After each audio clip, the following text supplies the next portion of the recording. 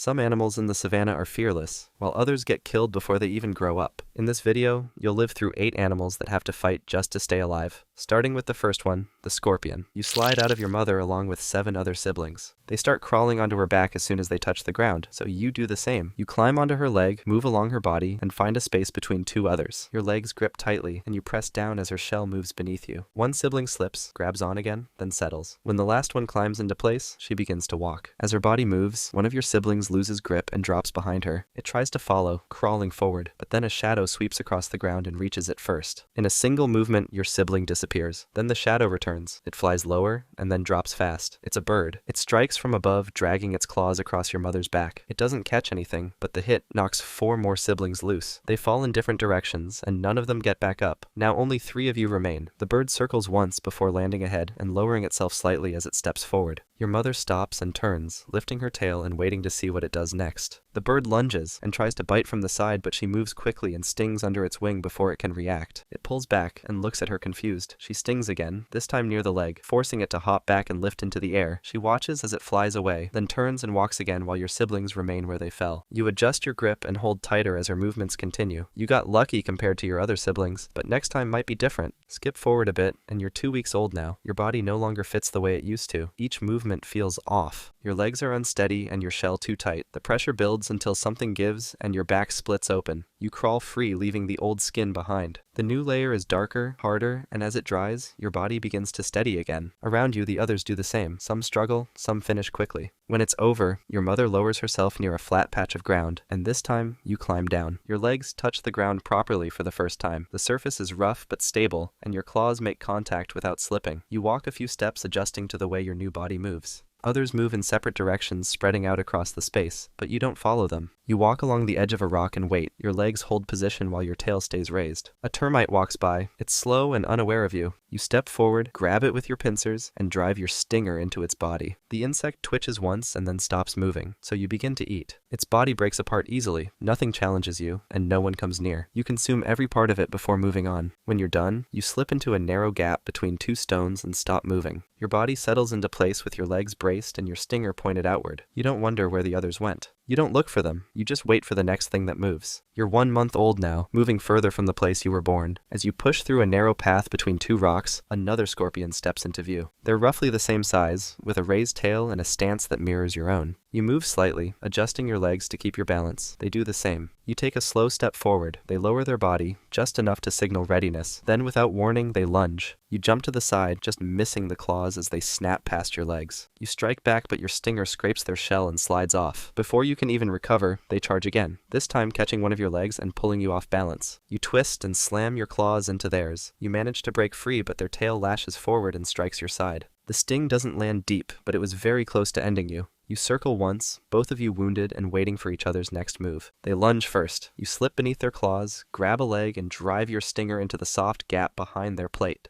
They jerk and try to strike again, but you sting once more, this time near the base of the tail. The fight ends fast after that. You wait until the body stops moving, then you begin to eat. You take the midsection first, then the head. The limbs and tail are left behind. Not out of mercy, just because they don't taste that good. When you're done, you return to the rocks and settle back into place. You're 3 months old now. You stay still as insects pass by outside your cover. One moves quickly and disappears before you react. Another is too small to bother with, so you let it go. Your claws remain folded, and your tail doesn't move. You don't change position. Eventually, a set of heavier steps presses through the ground nearby. You wait until it passes and comes back again. Then it stops near the edge of your hiding place. A small lizard leans forward into view, dragging its body across the opening. You move instantly, gripping its side with your pincers and stinging behind the leg. The first strike slows it, the second stops it. You start eating, but then something interrupts you. It's a centipede. It moves fast, slipping between stones with its body stretched out behind it. It reaches the kill and begins tearing at the exposed flesh, trying to claim what's left. You strike quickly, claws pushing it back. It resists, wrapping part of its body around the lizard and pulling.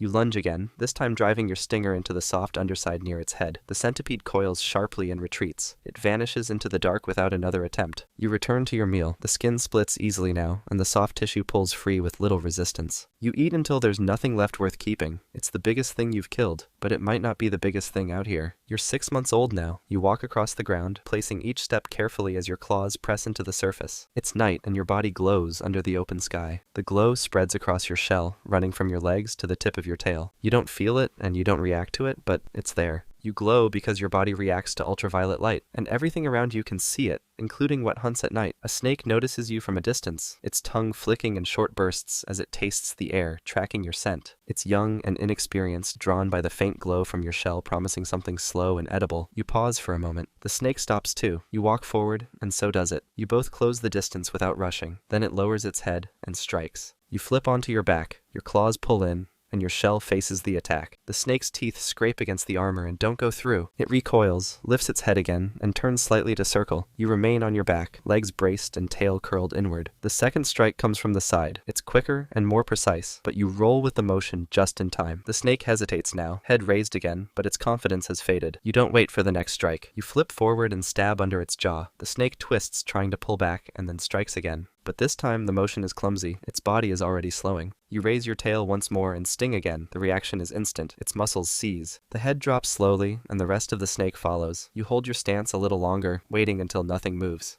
Then you turn and walk, because something else is coming. You're 1 year old now. You've hunted, fought, and survived long enough to mate, but first you have to dance. You find a female while moving across a flat stretch of ground. She doesn't run, and she doesn't raise her tail. You approach slowly, and when you get close, you grip her pincers with yours. You walk backward, and she follows. Then you stop and pull her forward. She resists for a moment, then steps again. You repeat the movement, guiding her across the surface in short measured paths. She stays close, holding your grip and following as you lead. You keep moving, pulling her through an open patch where the surface is smooth. When you reach the right spot, you stop and lower your body. You press a packet of your white liquid into the ground, and then raise your claws and bring her forward, making her step directly over it. You release your grip and back away. She pauses for a moment, looking confused, and then raises her tail. She looks mad, so you decide not to risk it and run. Her tail snaps forward but misses you entirely. You keep moving until you reach cover, then press flat into the ground beneath a stone and observe her. She doesn't follow. Instead, she turns away and keeps walking. Not long after, another male approaches her. He reaches for her pincers the same way you did.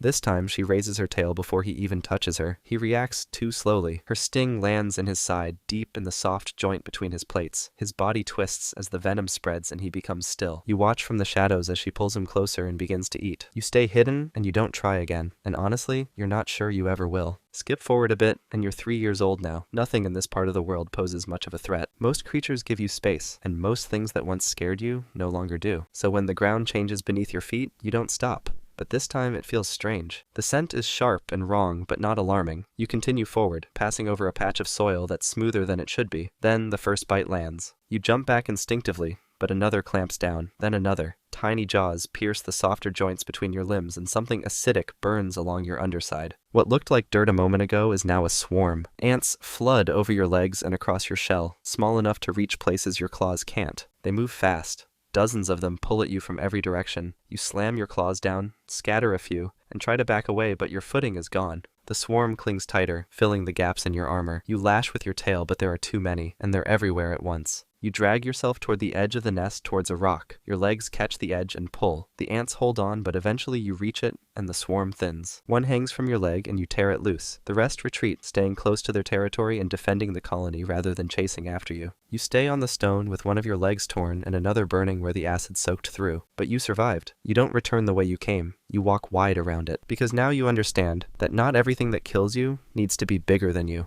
You're 5 years old now. You've lived long enough to grow slow, but not weak. You move less, but your strike is still fast. Your sting still works. One day, you're crossing a flat stretch of open ground. There's no cover nearby, but no reason to be cautious either. Nothing has disturbed this place in days. Then beneath your legs, the vibration starts. It's steady and unfamiliar, too even to be a predator and too heavy to be prey. You stop walking and let your claws settle into the ground as you listen. The sound grows stronger, and a shadow stretches across the ground. Then, the first strike lands. A blade cuts through the air and crashes beside you, spraying sand and dust across your shell. You turn and start to move, but the second strike comes faster. This time, the impact clips your side, spinning your body and knocking your legs loose from underneath you. You try to stand, but your limbs are gone. Before you can even adjust, a hand closes around your body, fingers grip your sides, and it lifts you upward, holding you in the open air. You don't resist because you have nothing to protect yourself with. The human brings you closer, playing with your broken body. A torch beam traces across your back, pausing when the surface begins to glow faintly under the light.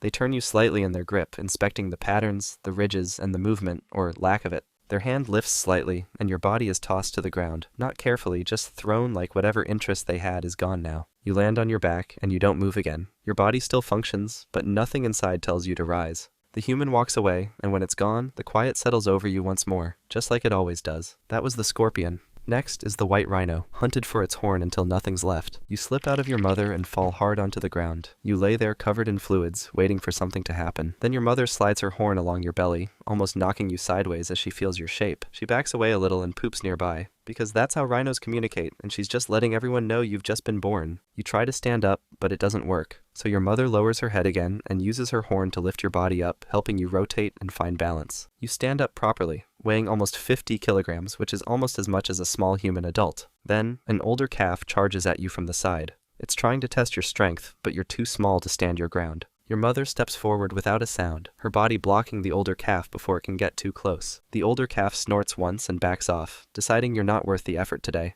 You press close to your mother and start drinking her milk. You can feel other females in your mom's group staring at you, and when they start to move, you move with them, because instinct says you have to. Skip forward a bit, and you're a few months old now. You're still drinking milk, but you're starting to eat the grass around you. At first, it's just curiosity. Your lips tug at the blades, but nothing happens. Your gut isn't ready. You chew and chew, but the tough fibers slip past your tongue and you swallow air and dust more than anything else. You watch your mother eat constantly. Grass, twigs, bark. She eats it all, and her gut full of bacteria helps break it down. But yours isn't like that yet. You copy her anyway. You press your lips around the stalks and rip at them, but it tastes sour and your teeth feel like they might snap. Other calves around you are better at it. They are bigger and stronger. They chew right through the thickest grass. And they don't even seem to notice you trying. Your mother doesn't offer milk as much anymore. She's too busy eating for herself. Sometimes you play fight with another young rhino. You drop your head and push, horns knocking gently in practice. Neither of you really want to hurt the other, but the game feels like something you need to learn. You push back and forth until one of you steps away, breathing hard but still unhurt. You learn that no one waits for you.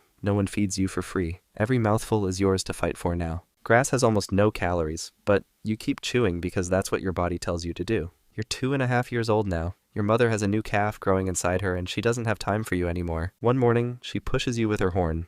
Not hard, but clear enough for you to understand. You try to move back to her side, but she pushes again. And then she just starts walking. You watch her walk off with the herd, following the older females while you're left standing alone. You try to follow at first, trailing behind just far enough that she doesn't see you. But each time she senses that you're near, she turns around and pushes you away again. You keep trying for days, shadowing her steps, but she never looks back. She doesn't push you with anger. She pushes you because that's the way things work around here. So you stop, you stand still, and watch the herd disappear, while the space around you grows quiet.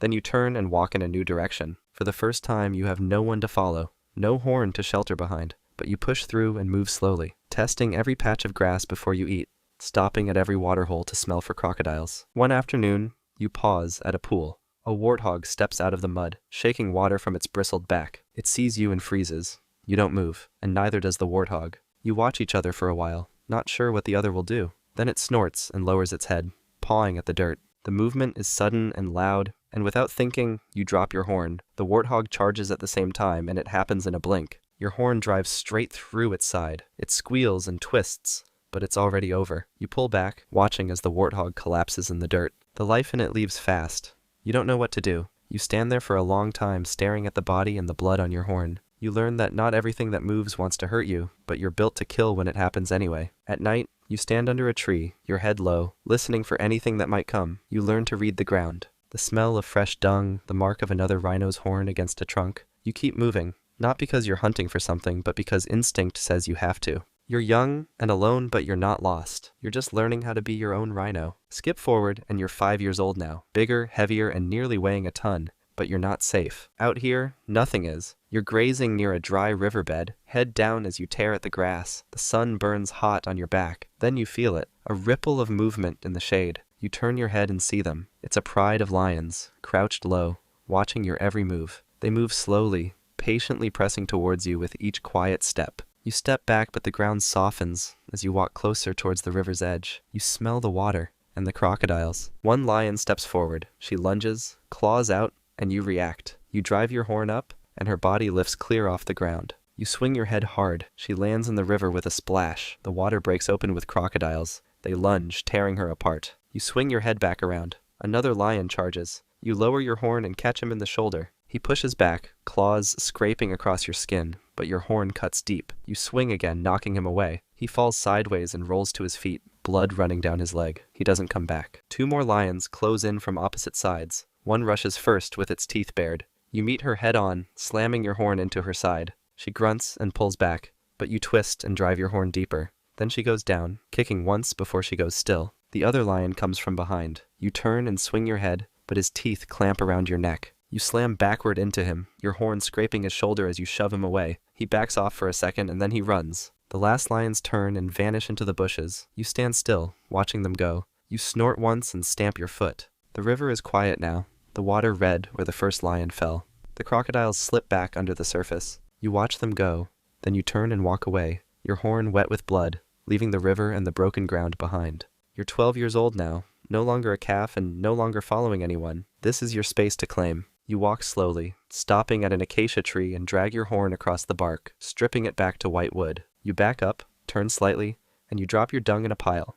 a clear sign to anyone who comes close. You walk on, stopping at every bend to repeat the ritual. You press your nose to old piles, sniffing for the scent of intruders. Then you catch a fresh scent. It's another male, younger than you. You snort once. He answers with a low grunt. You see him a moment later with his head down and horn forward. He steps closer, and you step forward too. Neither of you backs down. You lower your head and charge. The first impact cracks through your skull. Dust rises, and your feet bite into the dirt. You push, your body heaving against his, but he shoves back, horn scraping past your cheek. You twist your head and knock him off balance. He turns too, matching the move. You clash again, harder. Your horn slices a shallow cut in his neck. He grunts and steps back, then lunges again. You brace and meet him head on, the blow lifting your front feet. For a moment, you're locked. You drive forward, horn low, ramming his shoulder. He's forced back a step. You swing again, hitting his ribs. He turns sharply and breaks away. He backs up slowly, blood streaking down his side.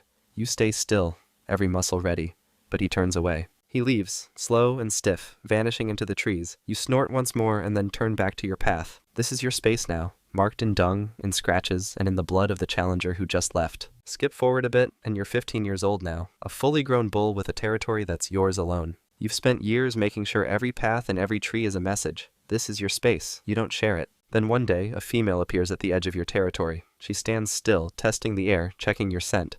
You wait without moving, so that she doesn't get scared. She circles once, then again. She doesn't run or challenge you. She's here to see if you're worth her time. You watch her step and she watches yours. You scrape your hoof across the dirt, sending up dust and scent. She flicks her tail and turns sideways, showing you her full profile. You take a step forward and she doesn't back away. The ritual begins. You push and circle, each of you testing the other. She shifts her weight and you match her. You touch her shoulder with your horn and she bumps you back. No aggression, just the quiet weight of two bodies seeing who will move first. You keep circling. You keep touching horns and pushing back. It's not fast. It's not loud. It's patient and steady. And it can last for hours if it has to. You don't rush. She doesn't either. You're both too old to waste effort. Eventually, she stops. She stands beside you and doesn't move away. You stand still too, holding your place until she's ready to leave. When she does, she doesn't look back. She just turns and walks off, moving back into the trees. You watch her go, but you don't follow. This land is yours, and you stay where you are. You drag your horn across the bark of a tree, leaving a fresh mark to say you're still here. You drop your dung in a pile at the edge of the path, and then you turn away and keep moving,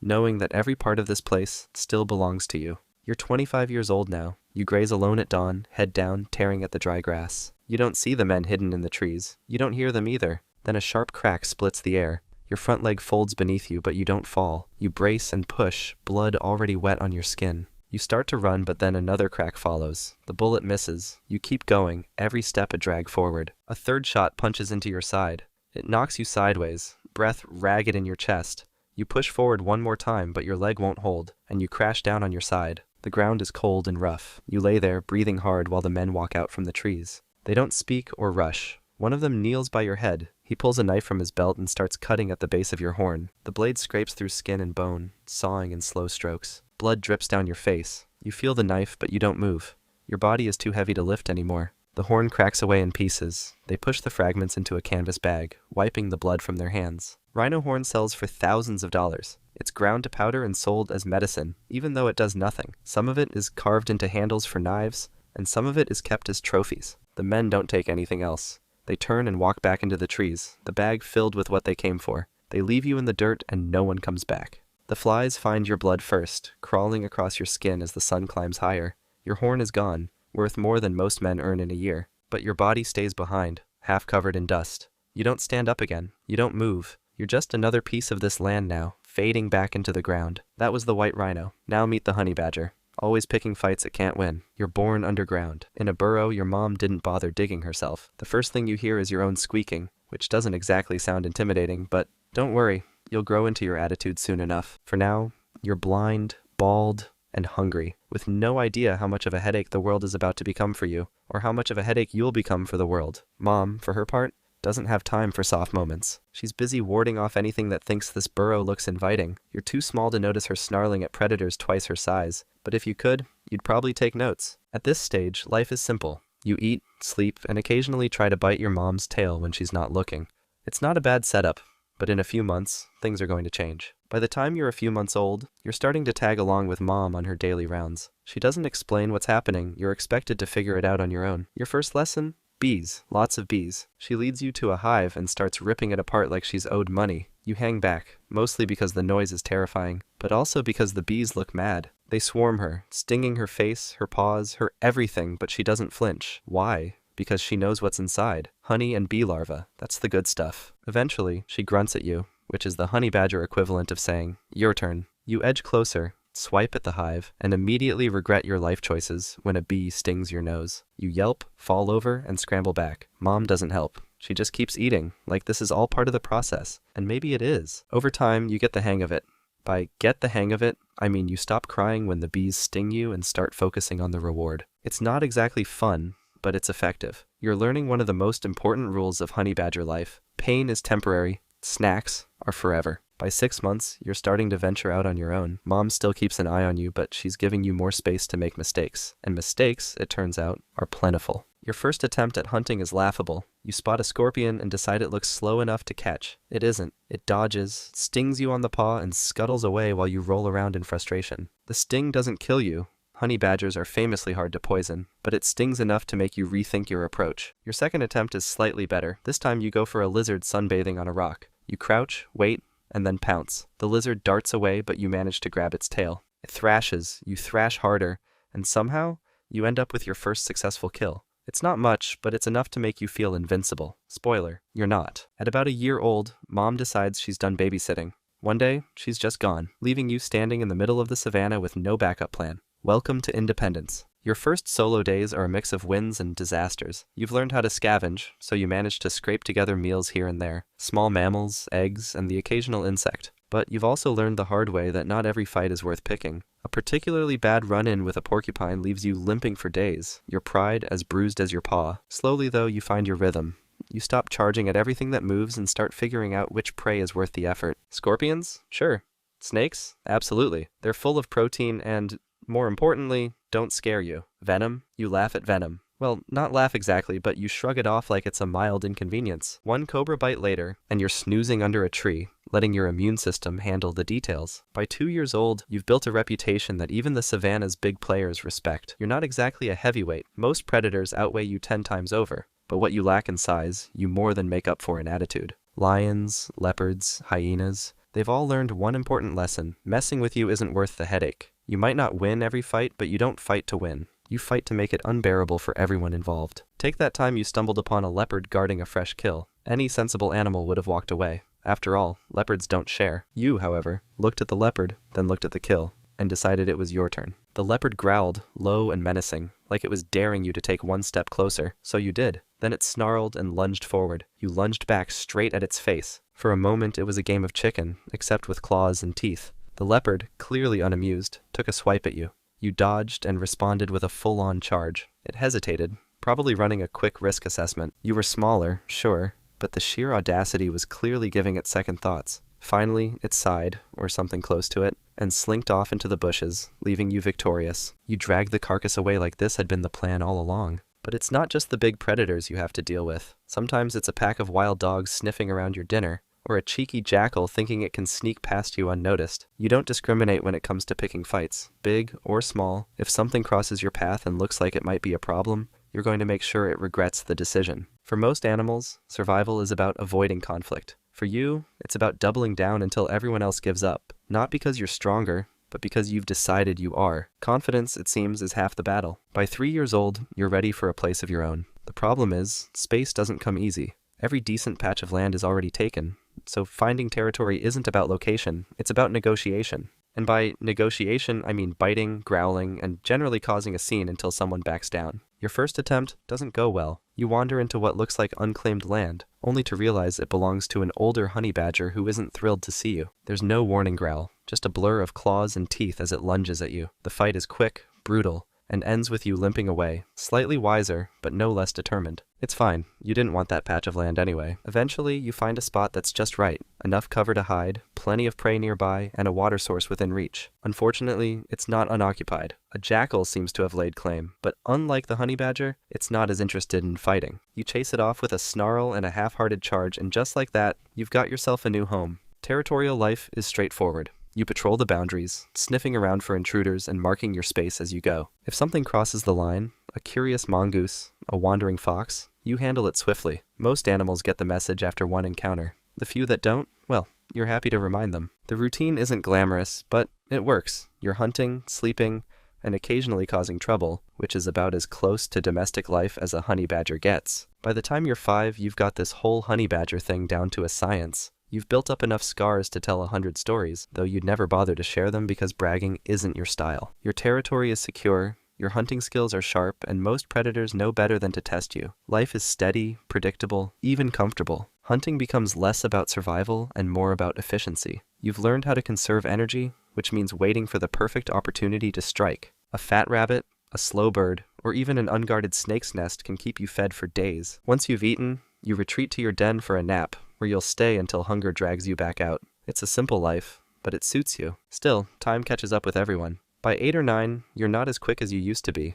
The fights you once charged into with reckless abandon now leave you aching for days. You avoid confrontations when you can, though not because you're afraid. It's just that you've earned the right to pick your battles, and wasting energy on every challenge isn't worth it anymore. One day, a younger honey badger wanders into your territory, clearly looking for a fight. You size it up, remembering when you were the one with something to prove. The scuffle that follows is rougher than you'd like, but you manage to send the intruder packing this time. As you watch it retreat, you know it won't be long before someone else comes along, and eventually, they'll win.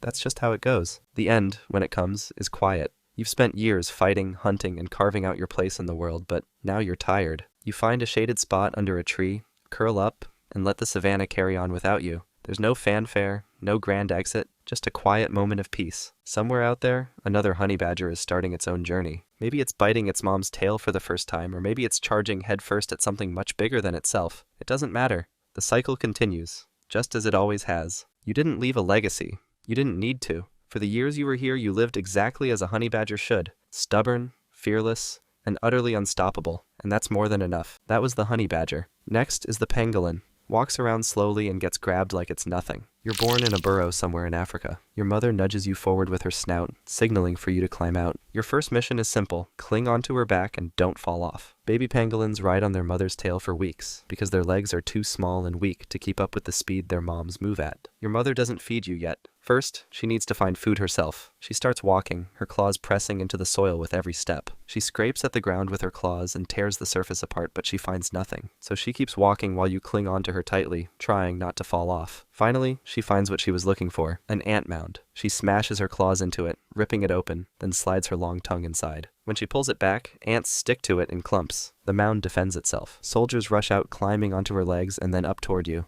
Their mandibles bite into your skin, stinging until you squeal. You panic and open your mouth trying to copy your mother, but an ant slips inside. Instead of swallowing, you choke and accidentally lose your grip, falling from her tail into the dirt. The ants swarm you instantly. They bite at your legs, your belly, and anywhere soft enough to pierce. But luckily, your mother reacts fast. She sweeps her tail across the ground and smashes the ants away. Then she scoops you back up, setting you onto her tail before turning from the mound and walking off. When you finally make it back to the burrow, she lets you drink her milk. You latch on and start drinking until you suck out everything you can. Milk keeps you alive for now, but your mom won't be with you forever. And when she leaves, you'll have to survive on your own. Skip forward and you're 3 months old now. For weeks, you've been watching your mother feed, learning how to dig and flick your tongue, but tonight, you try for yourself. A cricket sits on a rock in front of you. You creep closer, flicking your tongue, but it jumps away before you can strike. A while later, you find another one perched on a branch. You lunge too early, and it vanishes into the grass. Hunger pushes you forward until finally you land one. Your tongue flicks out and snaps a cricket mid-jump. You swallow it fast. That's your first real catch. But one insect isn't enough to fill your stomach, so you climb onto your mother's tail as she keeps moving, still looking for food. But then a monitor lizard steps out from behind a bush. You freeze. You don't know if it's dangerous or just passing by. Its head drops low and its tongue flicks, testing the air. Then it rushes forward. Your mother reacts fast. She drops you off and charges straight at it. At the last moment, she curls into a ball and her scales lock together. The lizard bites and scratches, but its teeth can't break through, so it changes tactics. It shoves its jaws under her body and rips at the softer skin. A strip of flesh tears free and she squeals. The lizard bites again, pulling her closer and swallowing pieces as she shakes weaker each time. You stay frozen, just watching. Then your mother stops moving. The lizard lifts its head with blood dripping out of its jaws and turns toward you. It steps closer, ready to eat you in a single bite. You stumble backward with nowhere to run. Its mouth opens wide as it lunges for your head, but the strike never lands. The lizard jerks mid-lunge and chokes on its own weight. It twitches once, then crashes onto its side. When it swallowed your mother's flesh, it also swallowed part of her armor. Those hard scales tore through its stomach from the inside. The more time passed, the more it bled, until its strength gave out completely. Your mother's armor saved you this time, but without her you'll need to find your own defenses or the next predator won't choke before it kills you. You're 1 year old now. You've been alone for months, struggling and barely scraping by. Every day has been a fight just to stay alive. Once you tried to dig into an anthill, but a warthog came charging. You bolted, its tusks missing you by inches as it tore the mound apart for itself. Weeks pass without a proper meal and your body feels empty. You drag yourself across the open plain and finally stop moving. For the first time, you stop searching. You just wait, ready to let it all end. But then the ground begins to vibrate. At first you think it's another predator, but then you see shapes moving fast across the plain. A herd of wildebeest is running, hundreds of hooves striking the soil. You curl tight and stay still as they pass over you. Some step only a few feet away, and one almost crushes you before jumping over. When the herd moves on, the plain looks different. Their hooves have smashed the ground open and loosened the soil. From the cracks, termites spill out in every direction. They were living under the surface, but the herd broke their tunnels. You don't wait. You flick your tongue and pull them in as fast as you can. For the first time in weeks, your stomach fills with food. Every swallow gives you a little more energy back. Then you hear steps behind you. You turn and see another pangolin. He's bigger than you, but his scales are cracked and scars cover his body. He must have survived many fights. He walks up slowly and starts feeding from the same termites. Normally, you'd guard the food, but you don't. You just keep eating.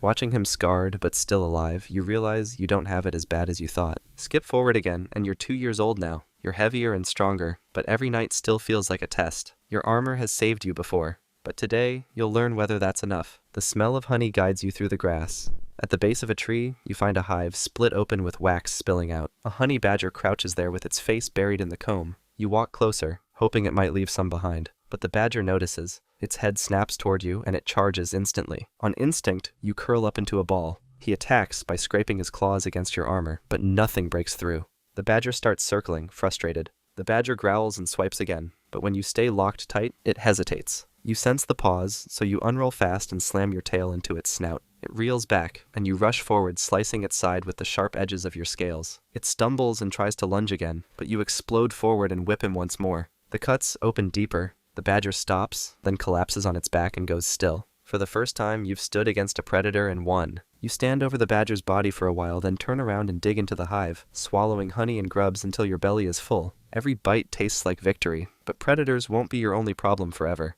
Soon, you'll face a new danger, one your armor won't protect you from. You're 3 years old now. The scent of a female drifts through the grass, and instinct drives you to follow. The trail leads into an open patch where she moves slowly, with her head down, searching the ground for insects. You circle her cautiously, and when she notices, she doesn't chase you off. That's all the signal you need to walk closer. You shadow her steps, waiting until she stops. Then you climb onto her back and begin to mate. For a moment, it feels like success, but another male steps from the grass. He doesn't attack right away, he just watches. You drop off and raise your tail, ready to defend yourself, but he stays still. So you hurry back onto the female, trying to finish before he makes his move. The moment you slide off, he charges. His weight slams into your side, throwing you across the dirt. Before you can even recover, he mounts the female as if you were never there. She doesn't resist. To her, the difference doesn't matter. You lunge forward, grab his tail, and pull with all your strength. He barely moves, so you pull again, dragging him a few inches back. The female spins in frustration, not to defend you, but to strike. Her claws slice across your side, and her jaws snap down once on your scales. The pain forces you into a ball. When you unroll, it's over. The female walks away with him at her side, leaving you bleeding in the dirt. You watch them vanish into the grass, with rage burning hotter than the wound. This wasn't a loss you'll forget. Next time, you'll make sure that it won't be you on the ground. You're 5 years old now. Hunger has carried you farther than ever before, out of the scrub and into open farmland. Trails of ants cut across the soil. You walk after them because they are easy to follow. You dig into the loose dirt left behind by plows. Insects scatter everywhere. You flick your tongue and swallow them in clumps, filling your stomach fast. At the edge of the field, a half-buried log draws your attention. You walk up to it and claw it open. Instantly, dozens of termites pour from the cracks. Then a shadow appears over you. You freeze. A man is walking closer with a basket hanging from one hand. Instinct tells you to curl, and you lock tight inside your scales. His footsteps stop beside you. You expect hands to grab you, but instead he crouches. The basket tips forward and he scatters insects across the soil. They crawl toward you in clusters, alive and fresh. You stay in your defense position just waiting, but he doesn't touch you. He stands up, lifts the basket again, and steps back. You uncurl cautiously. Your head rises just enough to test the air. The insects are close, so you flick your tongue and swallow them one after another while the man watches in silence. When you've had enough, you stop and face him. He doesn't move closer. He just turns away and walks back across the field until he disappears. This was your first encounter with humans. He seemed harmless, even helpful. But not every man will scatter food at your feet. The next one might bring something far worse. Skip forward and you're 10 years old now. Heavy rains have flooded the land, forcing everything that can move into the open. To keep going, you reach a swollen river. The current is strong, but there's no other way across. You step into the water slowly. The push of the current almost knocks you sideways, but you press forward. Halfway across, the surface breaks. A crocodile surges up from below and clamps its jaws around your tail. In an instant, you're pulled under. Mud and bubbles blur the water as you shake, twisting and curling tight, but its grip holds. The crocodile rolls, trying to tear you apart. You kick hard, forcing yourself to uncurl and curl again. The edges of your scales cut against its jaws, and for a moment, its grip loosens. You wrench free and lunge upward, breaking through the surface to gasp for air, but the crocodile isn't finished. It surges again, with its jaws snapping inches from your side. Then the water erupts a second time. A hippo barrels through the current, heading straight for the bank, and the crocodile turns toward the larger target. It lunges, but the hippo doesn't even notice. It walks over the crocodile and crushes it with the weight of its own body. The crocodile thrashes once, then goes still. The water darkens red. You drift with the current until you can claw your way onto the far bank. Behind you, the hippo moves on calmly, leaving the crocodile's broken body sinking into the floodwater. Your armor saved you from the crocodile, but against what's coming next, it won't matter. Skip forward again, and you're 12 years old now. Age has made you slower, but you've survived longer than most. One afternoon, while moving along the plains, you stray too close to a village. A man spots you. He rushes forward with a sack. You decide to do what you've always done. You curl tight, trusting your armor. But this time, it doesn't matter. Rough hands lift you easily and drop you into the sack. You're carried into a truck where other pangolins are already packed, their bodies pressed against yours. The engine starts, and the journey is long. Hours blur into days. You hear scratching, but over time, some of the movement goes silent. When the sack finally opens, it isn't freedom. You're in a crowded market. Men drag you out, weigh you, and pass you across the stalls. Money changes hands, and you're traded like an object. Pangolins are the most trafficked mammals in the world. They make up nearly 20% of all illegal wildlife trade. From there, you're moved again. At last, the crate opens in a city far from Africa. You're in China. Hands reach in and drag you onto a cold floor. This time there is no escape. They kill you quickly and strip away your body. Your scales are ripped off, ground into powder and sealed into bags marked as medicine. All around you, dozens more pangolins pass away in the same way. That was the pangolin. Now it's the hyena. You slide out of your mother's narrow tube and land hard on the ground. She turns and licks you clean. Your eyes are open, and all of your teeth are already intact since birth. Then comes the second pup, your brother. As soon as he raises his head, you lunge. You snap your jaw and lock your teeth on his neck. Your mother doesn't interfere. She just watches. He laughs as you bite deeper into his body. You twist and feel his strength fade slowly, until he doesn't move again. When it's over, your mother leans down and nudges you like nothing happened. You position yourself against her belly and feed. Then she picks you up and carries you to a den. She leaves at night to hunt and returns by the morning with blood on her neck and fresh milk in her stomach. You wait at the entrance, observing everything that moves. One day, another curious female approaches the den. She steps forward, but your mother doesn't let her near. She makes a loud, high-pitched sound from her throat and lunges at the stranger, chasing her off before she even reaches the opening. But eventually, your time alone ends. Your mom picks you up by the scruff and carries you out. Past the rocks, across the grass, into a larger den that's filled with movement. Dozens of cubs scramble over one another, all under the age of 1. Mom puts you down on the ground, and instantly one approaches. He playfully rears up to test you, not trying to harm you. You meet him head-on, and he stumbles backwards as your skulls collide. This is where you'll stay from now on. This is where you'll learn who eats first, who to avoid, and how much you can take. Then, 5 weeks later, you smell a faint scent of meat before you can even see it. A haunch of something fresh, dragged in by a high-ranking female. You sprint over, but when you beg, she snaps at your face. So you step back with your heart pounding. That's how you learn. Here, only your mother will feed you. You fight for scraps, test your jaw on bones, swipe food from smaller pups. Your coat lightens as spots start spreading across your back. By 8 months, you no longer wait at the den. You follow your mother out instead. Into the plains, beneath the moon, toward the scent of blood and bone. Skip forward a bit, and you're 9 months old when your mother stops hunting alone. She stands in front of you, just waiting. So you follow her without thinking. You walk for hours under the sun, past dry thorn trees and cracked riverbeds. Then, she suddenly stops and lowers her body. You drop beside her and do the same. She waits, and so do you. You spot a motion. Something small darts ahead. It's a young reedbuck. She takes off and you follow, but it's too fast. You can't catch it. You're not even close. You flank left, stumbling through the grass. The buck turns to avoid you and slips. That's all it takes. The older females close in. One bites the leg while the other takes the throat, and it dies in seconds. You stay back because your mother eats first, then the others. And when they're done, you get what's left. A chunk of spine, some gristle, and a strip of skin with hair still on it. You don't complain, you eat it all.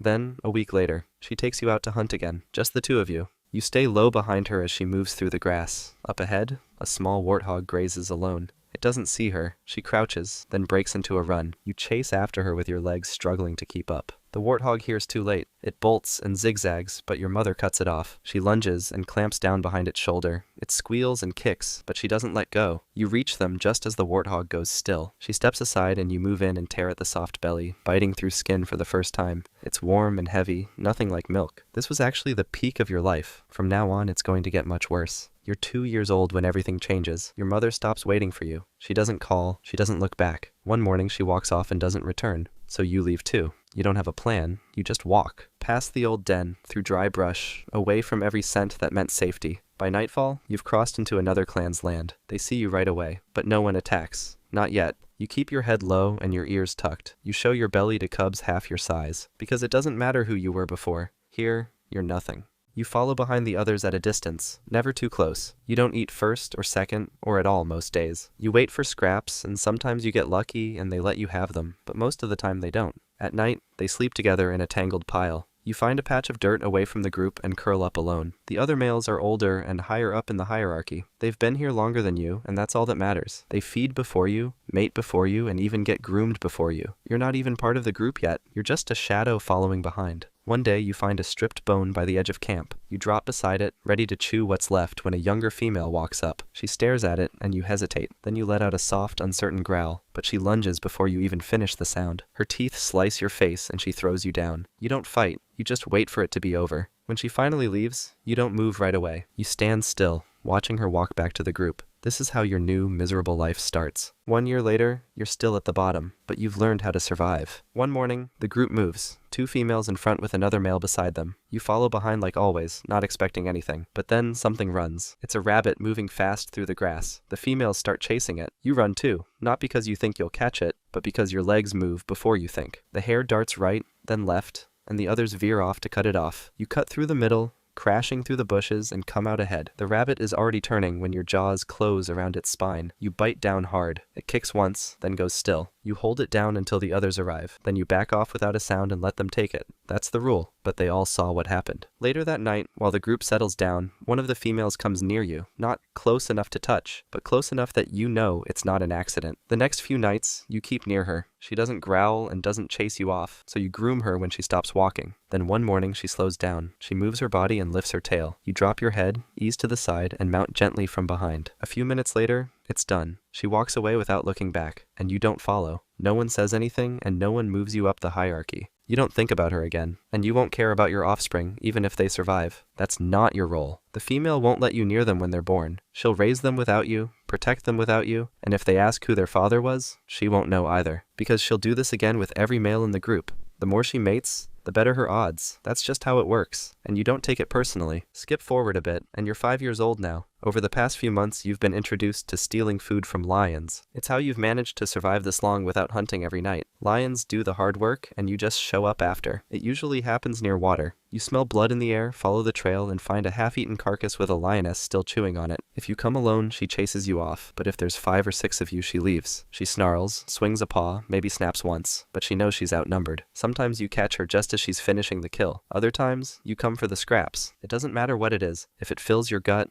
it's worth it. But today, you get overconfident. You smell the kill before you see it. It's fresh. The air is thick with the scent. You're with 4 others, not many but enough to cause some trouble. You move in together slowly like you always do. You expect another lioness, maybe a few cubs nearby. But you're wrong. This time it's a full-grown male, old and big with his mane soaked in blood. He's crouched beside the kill, a wildebeest torn open at the gut. One of your group gives a whoop sound. That's the signal. You spread out, one flanks right, another moves to the rear. The lion still doesn't move. You think he's tired or maybe injured. Then one of the younger males lunges in, and the lion explodes. One paw swings wide and hits the hyena straight across the skull. You hear the crunch from where you're standing. The body drops and doesn't move again. You don't wait.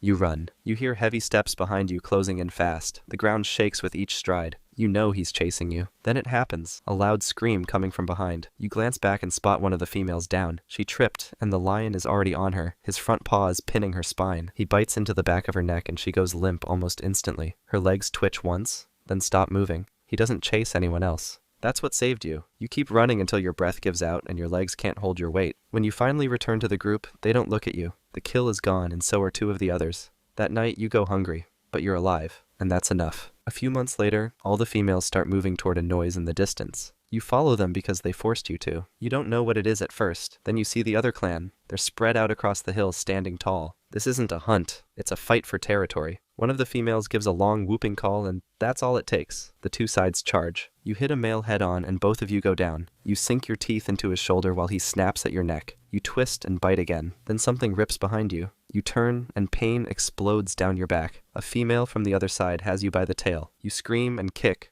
but she's already ripping backward. One sharp tug and half your tail tears off. You spin to attack, but she's already gone. You stumble away, bleeding and half blind when another hyena charges at you. This one's young. You bluff a snap and he backs off. You don't chase it because you're not here to win. You're here to survive. All around you, the ground is chaos. Dust, claws, blood. Your ears ring. Then a body slams into your side and you hit the dirt again. This time it's one of yours. She limps off, trailing blood from her thigh. Everyone is covered in wounds. That's when you see her, your leader. She's pushing through the fighting, eyes locked on one target, the rival leader. They circle each other in silence and clash shortly after. Both bite and miss. Then your leader ducks low, feints left, and rams her shoulder under the rival's chest. The other stumbles. That's all she needs. She lunges and clamps down hard on the neck. You hear the crunch. The rival matriarch's legs kick once, then stop moving. The males on their side run first. You see them peel off in every direction. The others follow. Even the females that are still standing make a run for it. You don't chase anyone though. You just breathe.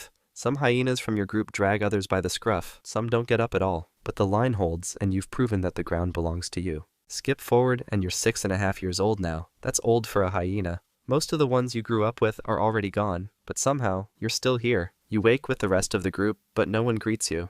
They walk past like you're not there, so you leave early. You walk to the waterhole alone. The heat rises off the ground. Your joints ache more than they used to, but the path is familiar. There's no rival scent nearby, so you lower your head and drink. The water is still and cold. It's tasted the same your entire life, but then, something moves. A wall of muscle explodes from beneath. Jaws clamp your chest and pull you under before you can even gasp. You don't scream. You just disappear into the mud. The ripples fade, the blood spreads, and the others drink beside it like nothing happened. That was the hyena. Next is the vulture. You hatch from an egg, slowly pushing with your beak. You squeeze your body bit by bit, and you're out. Your sibling hatched before you. It's sitting close, twitching, and making sounds, but you don't pay much attention. Right now, you're too tired to care. You just rest, taking in this strange new world. A few minutes later, you're more alert. You lift your head and look around. The nest is cramped and messy with sticks and feathers packed tightly together. Your sibling moves closer to you, opening its tiny beak like it's expecting something. It stares for a second before giving you a weak peck on the head. You freeze. Was that necessary? No, but this is how things go.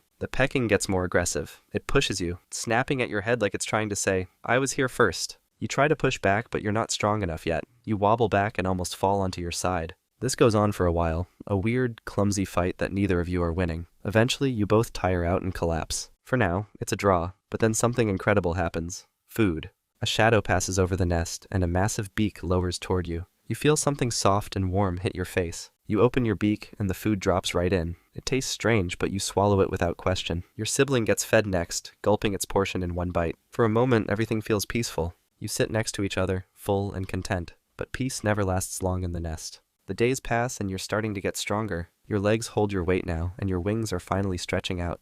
You test them, flapping awkwardly in the cramped space of the nest, but your sibling isn't making life easy. Every time food arrives, it's chaos. They push, snap, and shove you out of the way. At first, you let it happen. You're smaller, and waiting your turn seems like a smart idea. They always seem faster, stronger, and hungrier, but hunger changes things. One day, the rumbling in your belly is too much to ignore. The next bite feels like it might be your last chance. This time, you decide to push back. Food drops into the nest, and your sibling makes their usual move. They jump forward, ready to claim it all for themselves, but you don't step aside. You lower your head and give them a sharp peck on the chest. They freeze, blinking at you, shocked. For a second, everything is still. Then they lunge at you. You tumble over each other, kicking and twisting, fighting like it's the most important thing in the world. Neither of you's winning, but neither of you's backing down either. You peck harder, feeling their grip loosen just enough. Eventually, you both stop, gasping for air. The food is still sitting there between you, untouched. You don't hesitate. You grab it first, swallowing it whole before they can react. Your sibling glares at you, their beak slightly open, breathing hard, but they don't try to take it back. For the first time, you feel like you belong here, not just as the weaker one waiting their turn, but as a real part of this nest. The next time food arrives, the battle begins again. One day, your parents stop bringing food. They land nearby, watching you, but they don't feed you. You tilt your head, confused. You call out, expecting them to swoop in with something to eat. Nothing happens. Then it clicks. It's time to fly. But you knew this moment was coming. For the last 4 months, you've been preparing. You spent hours walking around the nest, hopping from one edge to the other, flapping your wings just enough to lift off the ground for a few seconds. You learned how to balance on rocky ledges and steady yourself when the wind tried to push you over. And you knew that when the real flight came, it wouldn't be perfect. You'd crash. Everyone crashes the first time. You stand at the edge, legs shaking. The wind pulls at your wings, and for a second, you wonder if you should wait just a little longer. But there's no turning back now. You spread your wings, take a deep breath, and jump. The wind hits harder than you expected, throwing you sideways. You flap wildly, trying to get control, but it's no use. You spin, flip, and slam into a bush below. Your parents watch from above, circling, waiting for you to try again. You shake off the leaves, climb back to a higher spot, and spread your wings again. This time, it feels a little better. You glide for a few seconds before losing balance and tumbling into a rock. It takes several tries. Every failed attempt leaves you more sore, more frustrated, but you don't stop. Finally, you catch the wind just right, your wings steady, and you feel it, the lift you've been waiting for. The air carries you higher, holding you steady. You're flying, really flying. It feels incredible. The cliffs blur below you, and for the first time, the wind isn't fighting you, it's carrying you. Your parents call out from above, guiding you forward. Your heart races, but you flap harder. You glide beside them, feeling the rush of the sky all around you. But flying is only the beginning. Now you need to learn how to survive. Flying makes you hungry. You spend hours gliding over the cliffs, scanning the ground below for something. Then you see it. Other vultures are circling in the distance, their shadows stretching across the ground. You follow them, pushing through the wind despite the burning in your wings. When you land, the smell hits you first, thick and heavy. The carcass is big, already surrounded by vultures tearing into it. You hesitate, watching the chaos unfold. The bigger vultures shove and snap at each other, fighting for the best pieces. Their beaks drip with blood, their wings spread wide in a show of dominance. You stay on the edge, waiting for your chance. Finally, there's an opening. You dart forward and grab a chunk of meat. It's tough and cold, but it's food. You tear at it, swallowing as fast as you can. It's not much, but it's yours. No one notices. For now, you're safe. What you don't realize is that you're doing something important, more than just filling your stomach. Vultures are nature's cleanup crew. You eat the parts no one else will touch, bones, rotting flesh, things that would spread disease if left too long. Anthrax, rabies, and other deadly sicknesses that would kill most animals don't affect you. They pass through your body like they were never there. You don't think about any of this, of course, you're just here for the meal. But without vultures, the world would be full of things much worse than hunger. After your first successful meal, you get the hang of it. Carcasses mean survival, and every meal feels like a victory. But sometimes, the real challenge isn't just finding food, it's keeping it. Other vultures aren't the only ones watching. One afternoon, you're soaring low over a road when you catch a different kind of scent. It's not a carcass, but it smells like meat. You tilt your wings, circling lower to get a better look. Below, a plastic bag lies half open, its contents spilling onto the ground. Bits of leftover meat poke out, shiny and red in the sun. You land carefully, your claws crunching against the dirt. The smell is strong. Definitely food. You take a cautious step forward, tapping at the bag with your beak. It rips slightly, revealing more meat inside. For a moment, it feels like you found an easy meal. Then you hear it, a sound behind you. You freeze. A human stands just a few steps away, holding something in their hands. For a second, neither of you moves. Their eyes lock onto you, and then they wave their arms, shouting something loud and sharp. The sound cuts through the air, making your feathers bristle. You jump back, wings spread wide. They take another step toward you, their movements quick and clumsy. That's enough. You're gone, flapping hard into the sky. From above, you watch as they pick up the bag and toss it into a big metal bin. The food is gone. You won't forget that. Next time, you'll be faster. But humans, you'll never fully trust them. By now, you've figured out how things work. You fly, you find food, you fight for your share. But there's always competition. Every carcass is a battleground, and no meal comes without a struggle. One afternoon, you spot a carcass from high above. You dive down fast, aiming to grab a piece before the crowd grows too large. But then, you notice someone familiar, a rival you've seen before. Slightly bigger, slightly stronger, they always seem to get the best scraps before you can. The two of you lock eyes. For a second, neither of you moves. Then they make the first move, lunging for the best piece. You dive in too, beak snapping at the same chunk of meat. You both clamp down at the same time. Neither of you lets go. They yank hard, their wings flaring for balance. You tug back, your feet slipping on the blood-soaked ground. For a moment, it feels like they might win, but you hold on, digging your claws deeper into the dirt. You twist your head sharply, trying to rip the meat free. They tug again, harder this time, their beak dangerously close to your face. Your wings flap wildly for balance, and you nearly lose your footing, but you don't let go. You pull with everything you've got, and then finally, the meat tears in half. You stumble backward, clutching your prize. Your rival stares at you for a moment, breathing hard. Then they turn and walk away, scanning the carcass for something else. You sit down and take a bite. The taste is rich and warm, but you don't have time to savor it. Another vulture eyes your piece from the side, waiting for a chance to take it. You swallow quickly. Around here, the only rule is simple. Eat fast or lose everything. Time passes. The days grow shorter, and the air turns colder. Autumn settles over the cliffs, bringing a quiet change. The same drive that pushed you to survive now pulls you towards something else. You don't know why, but you feel it. An urge to find a partner and build something of your own. You land on a rocky ledge, scanning the sky. The wind is steady, and the cliffs stretch far in both directions. This is a good spot, safe and high above the ground. Then you see them. Another vulture circling just above. You watch quietly, waiting. They land beside you, their feathers ruffling in the breeze. Neither of you moves for a moment. Then they take a step closer. You stay. Together you build a nest. It's not much, just a pile of sticks and leaves wedged between rocks. You bring piece after piece, weaving it into something sturdy. A few weeks later, 2 eggs lay in the center of the nest. You sit on them carefully, keeping them warm while your partner flies off to find food. Then one morning you feel a crack. The first chick wriggles free, its tiny body shaking as it pushes out of the shell. You nudge it gently, clearing bits of shell away. The second chick hatches a day later, smaller but just as determined. The days blur together. You bring back food, tearing it into pieces and feeding them one by one. They're always hungry, their beaks open wide, squawking for more. Their legs grow stronger, their wings stretch wider, and before you know it, they're ready to fly. The sky is wide and clear. You lift off from the ledge, your wings stretch to their full length. Your family follows close behind. The chicks flap hard, trying to match your rhythm. Their flight is clumsy, but they're learning. You glide higher, leading them past the cliffs and out across open fields. The wind hums softly in your ears, and for a moment everything feels perfect. Then you see it, a tall metal pole rising in the distance. Thin wires stretch between the poles, shining faintly in the sun. You've rested on poles like this before. It feels safe. You tilt your wings and glide toward it, landing carefully on the metal bar. Your partner lands beside you, and then the chicks. For a second, everything is still. Then the hum begins, a blinding flash. The jolt strikes fast and fierce, shooting through your body like fire. Your wings seize, your legs lock. You try to move, but nothing listens. Your partner cries out first, wings flaring in panic before folding lifeless at their side. One chick thrashes, feet scraping desperately at the pole. The other tries to fly, but only manages a single weak flap before collapsing beside you. You want to reach them. You want to help.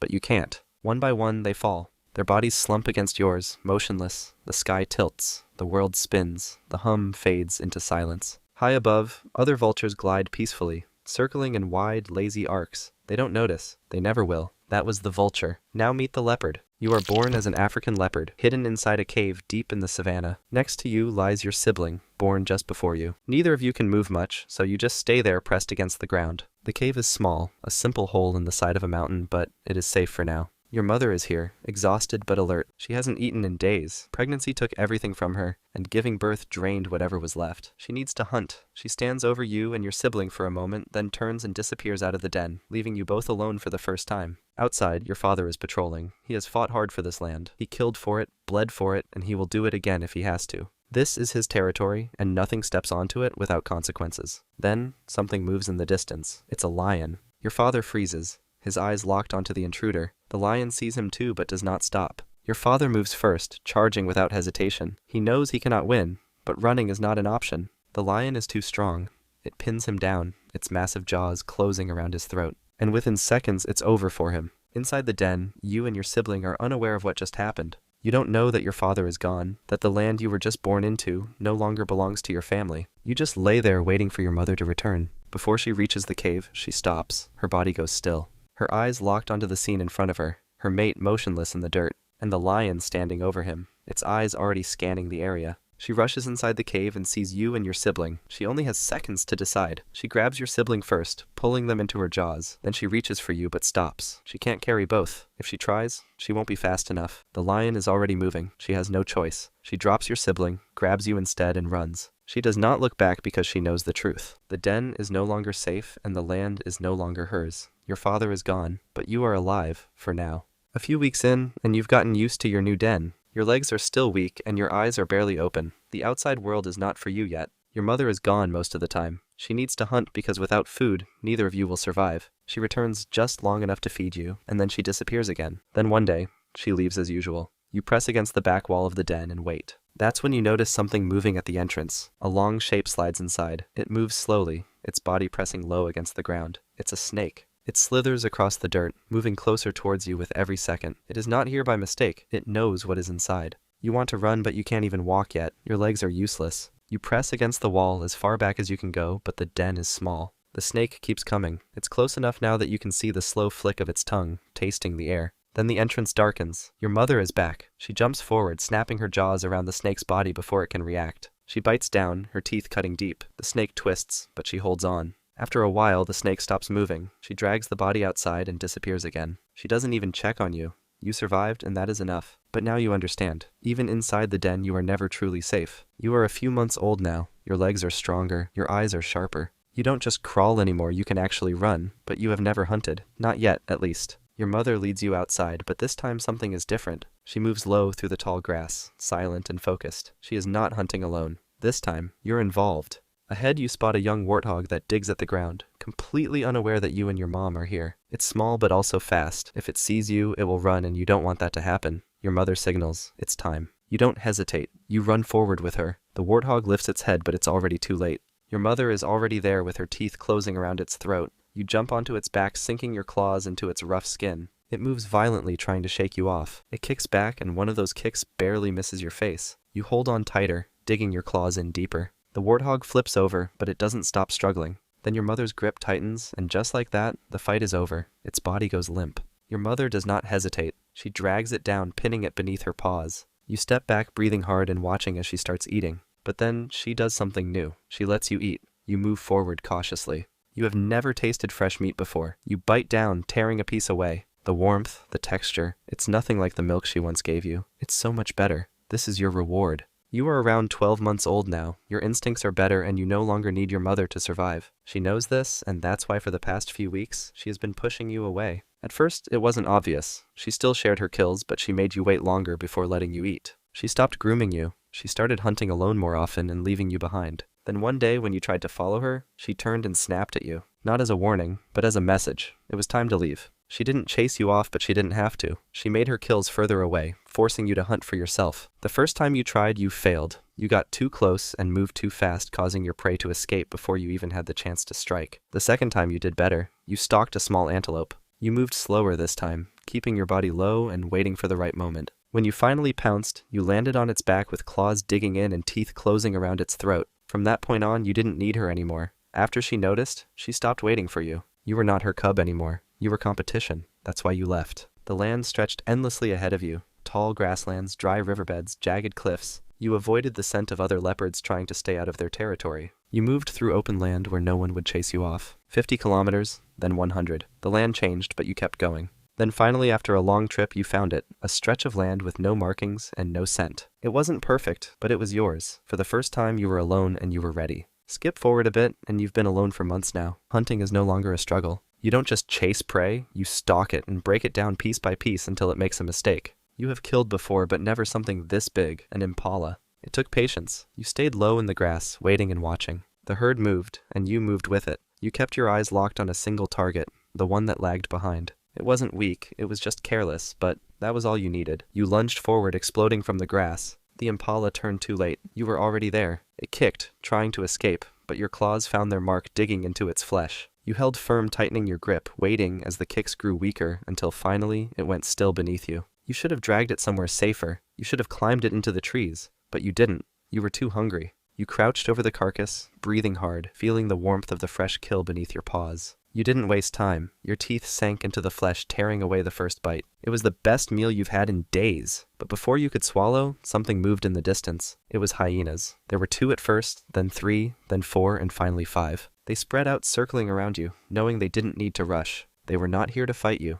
They were here to take what was yours. One took a step closer, then another, waiting for you to make the decision they knew was coming. You could fight one or maybe even 2, but not all of them. You knew what happened to leopards that refused to run, so you made your choice. You stepped back once, twice, then turned and ran for your life. You climbed onto the nearest tree, launching yourself higher until you were out of reach. You didn't look down, but you heard them, the sickening crunch of bone between powerful jaws. Your kill was gone. You were fast enough to catch it, tough enough to kill it, but you were not strong enough to keep it. You have survived alone for close to a year. This land is yours now. Your scent marks the trees, your tracks cover the dirt, and every creature that walks this territory knows to stay out of your way. But today, something is different. A scent lingers in the air. It's strong and unfamiliar. It does not belong to prey. It belongs to another leopard. Then, you see him. It's a male, bigger than you, moving through your land like it belongs to him. If he is here, that means only one thing. He is here to fight. You have no choice. If you run, you lose everything. The 2 of you lock eyes. Your tails flick, your muscles tense. Neither of you moves at first. Both of you wait, searching for an opening. Then you strike. You launch forward, swiping at his face. He counters immediately. His claws scrape down your side, tearing into flesh. The fight is brutal. The air fills with the scent of blood. Then, a mistake happens. He stumbles back by accident, and that's all you need. You drive him into the dirt, pinning him down. He struggles beneath you, but you hold firm. You don't need to kill him. You just need him to understand. He hesitates for a second. Then he makes his choice. He decides to run. You don't chase, because you don't have to. This is your land, and now he knows it too. You're 4.5 years old, and you've ruled this land for 2 years now. You have fought for it, bled for it, and no leopard dares to challenge you anymore. But now, a different instinct pulls at you. You need to find a mate, but it doesn't take long to find one. One crosses into your territory. She is cautious, watching you from a distance. She doesn't trust you, not yet at least. When you move closer, she lunges, but you don't back down. She swipes at your face, but you dodge. She strikes again, but you are faster. You step forward, pushing her back, forcing her to see the truth. You are stronger, so she has no chance. She has no other choice but to accept. A while later, she gives birth to cubs. They are small, blind, and helpless, just like you once were, but you do not stay with them. You are not their caretaker. That is her role. Your role is something else. You patrol your land, marking the borders, chasing off intruders. You are no longer just a predator. You are a protector. They are the future. They are your future, and you will fight for them. A few weeks after the cubs have been born, you find that something is wrong when scanning your territory. A scent reaches you before you see it. It's strong and unmistakable. You freeze. It is familiar, yet distant, buried in memories you never knew you had. It's a lion. You don't know it, but this is exactly how your father died. At first, you do what every leopard does when facing a lion. You run.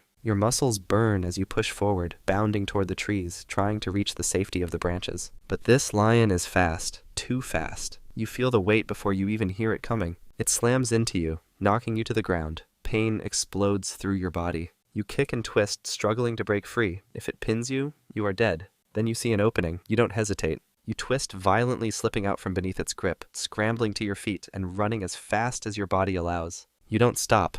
Not until the lion is gone. But you are not the same anymore. Your body is broken. Deep wounds tear across your side. Your breathing is ragged and your legs barely hold you up. You keep moving until you reach a tree where you finally collapse. Then, the scent of death fills the air. It's not the lion, it's hyenas.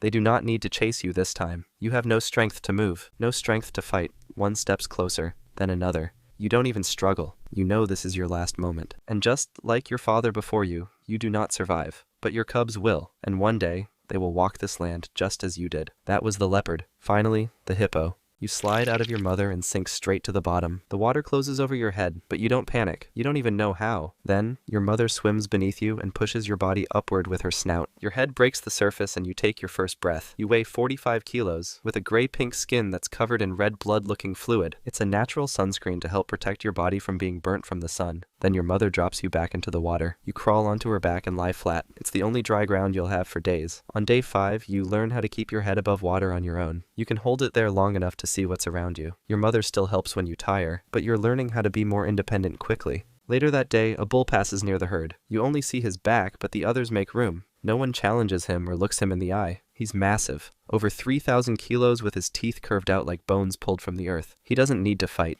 Just being there is enough. You try standing again. Your feet find mud, and you hold for a second before your legs collapse. You thrash once and sink, but your mother presses against you and steadies your body. But upstream, the herd begins to move, and soon you'll be strong enough to follow. You're a month old now, and you weigh nearly 100 kilos. Your legs don't wobble as much anymore, and you can move through the water without drifting sideways. You're still small next to the adults, but you've grown strong enough to try and follow. One by one, the cows step out of the river and walk toward the land. You follow close behind, staying near your mother's side. But when you reach the shallow water, she turns and blocks your path. You try to squeeze past her leg, but she shifts again and won't let you through. You push forward anyway, but your body still can't handle grass. You don't have the gut bacteria the others do. Grass means nothing to your stomach. You only feed on milk. Your mother climbs onto land without you, leaving you behind with the other calves in the shallow water. Most of them are your age or younger. One of them drifts closer. Their head tilts as they watch you. They don't mean harm, but their mother thinks differently. Her head rises fast and her legs drive forward, sending water splashing across your face. You try to back away, but she slams into your side with the front of her body and knocks you deeper into the river. You tumble once, then find your feet and try to stand. But your legs are shaking, and your nose dips under the surface. That's when the crocodile turns. It was floating farther out, barely moving, but now it's aiming straight toward the calves. You freeze.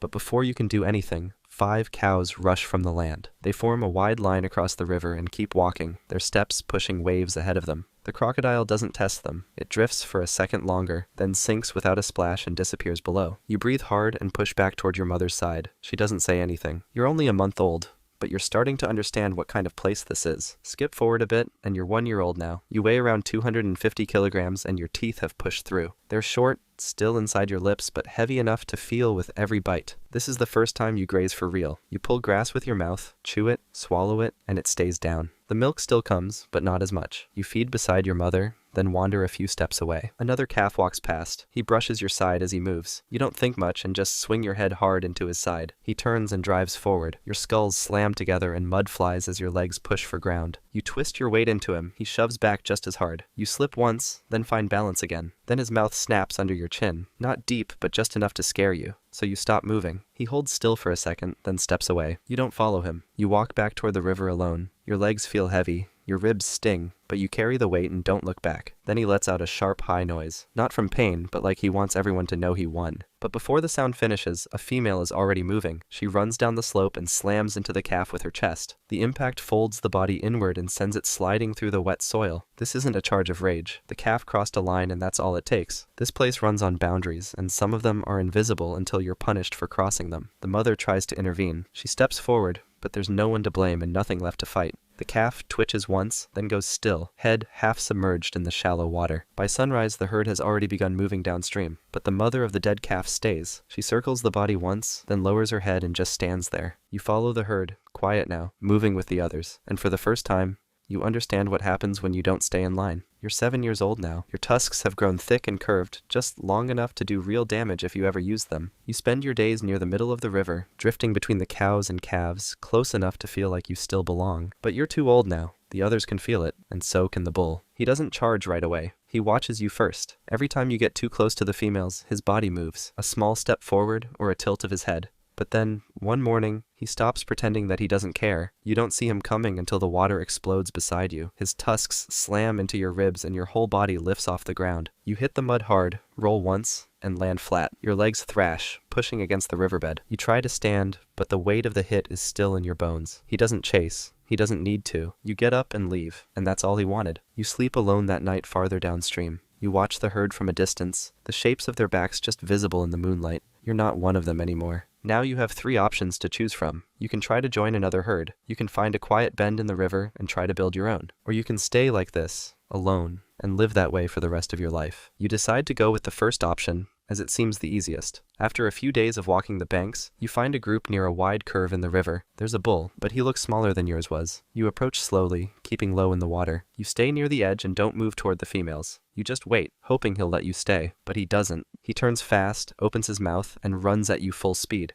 You turn around and run. His jaws snap behind you, but you don't look back. You just run until the river disappears in the distance and he stops following. Your legs shake, but you're not giving up. Not yet, because something is about to change. A month later, you've decided to go with the second option instead, claiming your own stretch of river and hoping some females join you. You stumble upon a quiet bend with deep water, soft mud, and enough grass to last through the dry season. You walk the edge and scrape your tusks into the bark of a low tree. You drag your belly through the shallow water and leave your mark on the banks. This isn't just a place to rest, it's yours now. There are crocodiles here too. 3 of them float in the middle of the river, barely moving. They're not hunting, but they're always close, so you keep your eyes on them, because you'll need to learn how to live among them, like the others did when you were young. Later that day, 4 cows appear across the water. They graze near the bank, far enough not to feel like a challenge, but close enough to see everything. None of them have calves. One of them lifts her head, her ears twitch. Then they all move slowly through the grass and disappear. That night, another hippo appears upstream. It's a male. He's older. His shoulders are wider and his tusks curve long and thick over his lips. He steps into the water and watches you from across the bend. His eyes hold for a long time. You raise your head and open your mouth. The slap of your jaws echoes across the water. The bull holds still, then decides that you're not worth the trouble and turns around, walking back into the grass. By morning, the same cows return, but only 2 this time.